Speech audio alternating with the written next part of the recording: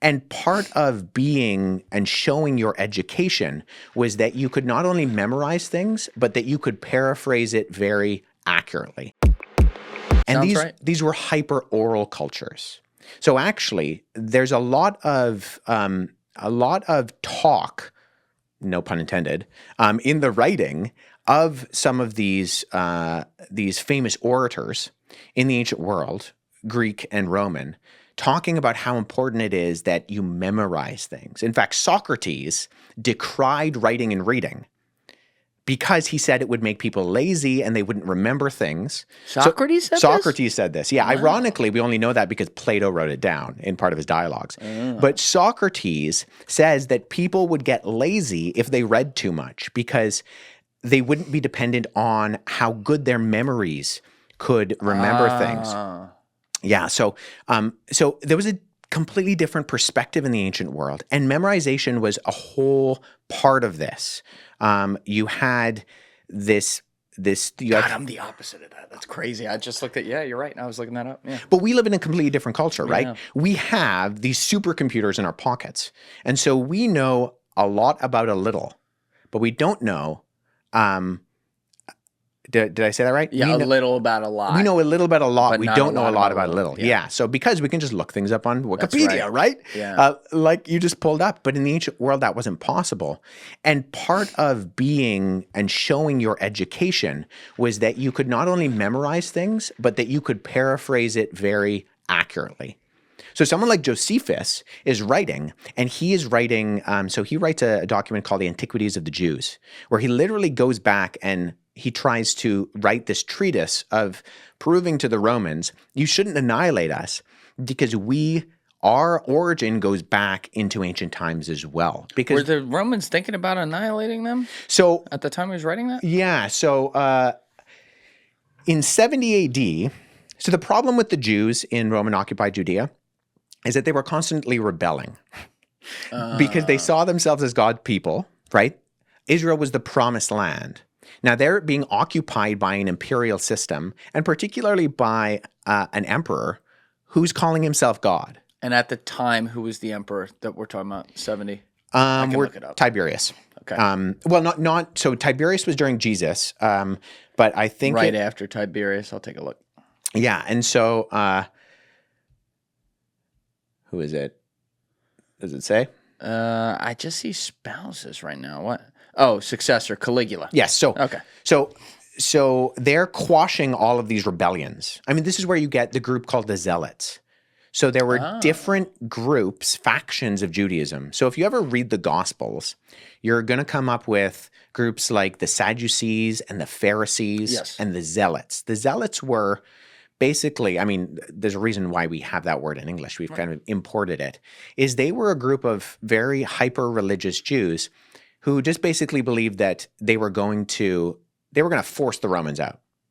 And so, in fact, one of Jesus' disciples is Simon the Zealot. And there's varying degrees as to like how intense his zealotry was. Part of the complicatedness of who he was that one of the other disciples was a tax collector. Levi or Matthew was a tax collector.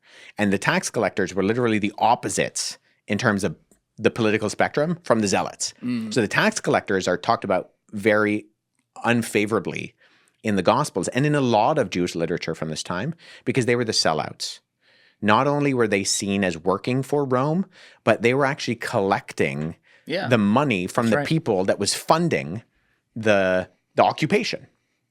And so, don't tread on me. Yeah, so there were lots of there was lots of political turmoil in the first century, which is why when the Pharisees asked the question to Jesus of should you pay taxes to Caesar, it's not actually about taxes; it's about moral compromise. But anyways, so going back to your question about the uprisings, there were a number of uprisings immediately after Jesus' death.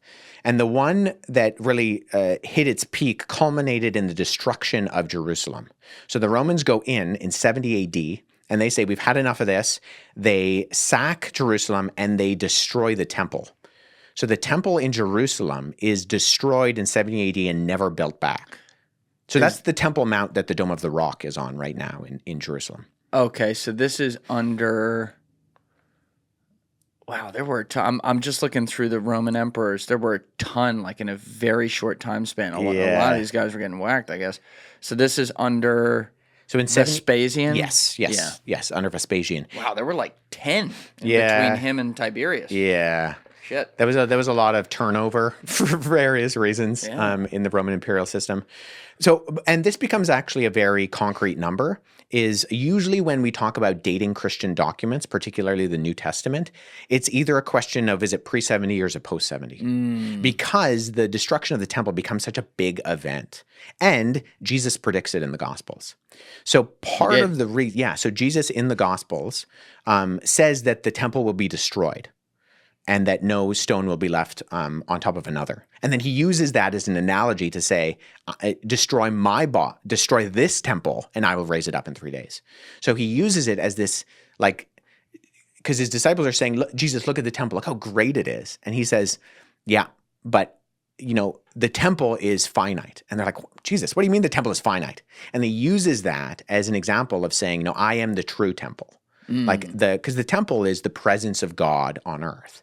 And so he's saying that, no, it's not about this building. I'm going to be that. And actually, the beginning of John's gospel says that. It says in John 1:14 that the word became flesh and made his dwelling among us.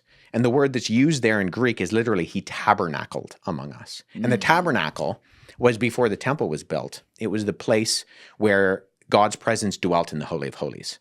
So Jesus plays on this and predicts the destruction of the temple. And so some scholars say, well, Jesus couldn't have done that pre-70 AD. So these gospels have to be written after, and it's been imposed back on the mouth of Jesus, is part of the argumentation for dating them later. But there was a lot of rebellion going on. Yeah, it's a wild time. Also because that area, the Holy Land, is just throughout human history. I mean, there's a reason it's called the Holy Land. There's a reason everyone fights over it. There's been wars there and everything.